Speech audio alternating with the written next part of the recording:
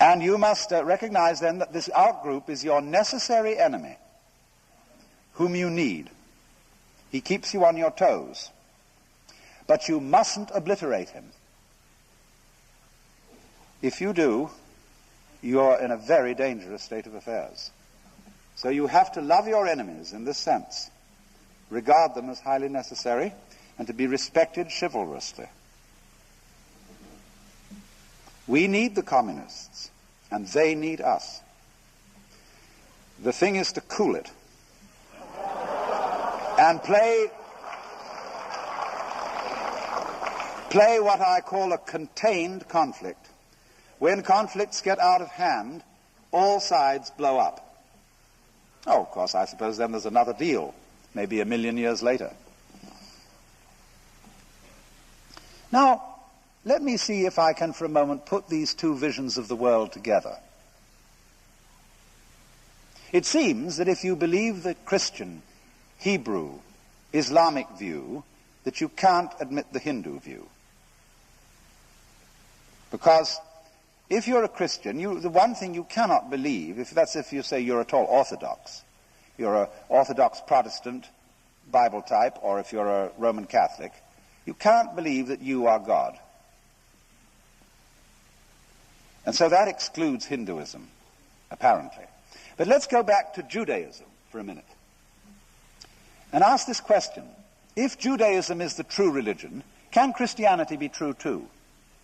No. No.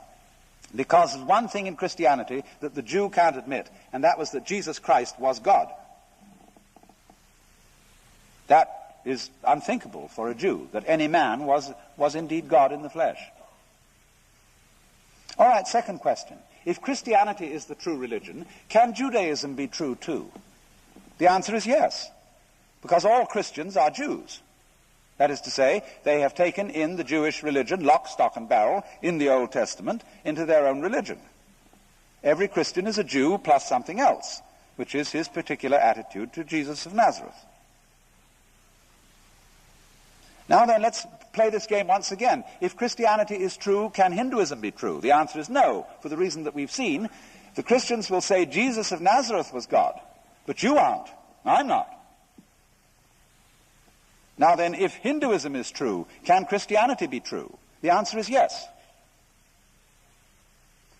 because it can include it. But how? What would be the attitude of a Hindu to a very sincere and convinced Christian? He would say, bravo. Absolutely marvelous. What an act. Here in this Christian soul, God is playing his most extraordinary game. He is believing and really feeling that he's not himself. And not only that, but that he is living only one life. And in that life, he's got to make the most momentous decision imaginable.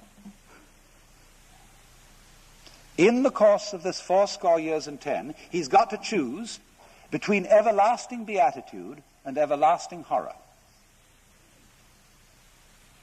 And he's not quite sure how to do it. Because in Christianity there are two sins to be avoided, among others. One is called presumption, and that is knowing surely that you are saved. The other is called despair, which is knowing surely that you're damned.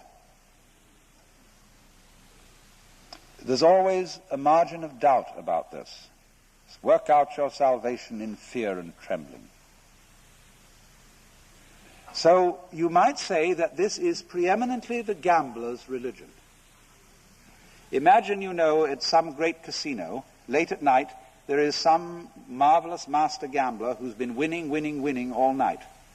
And then suddenly he decides to stake his whole winnings on whether the ball lands on red or black.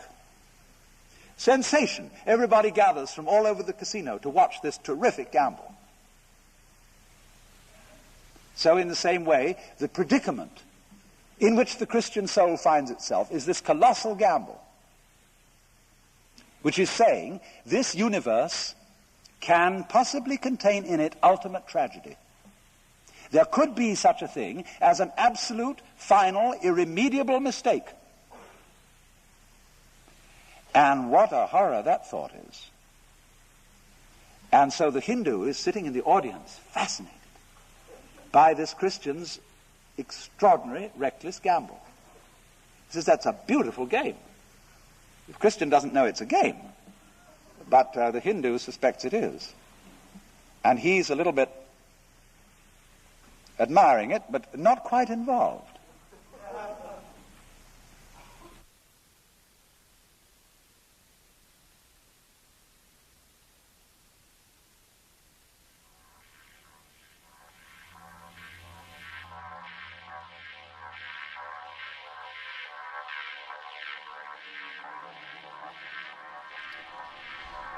And that's the end of tonight's Alan Watts lecture titled Image of Man here on WFMU in Jersey City, New Jersey.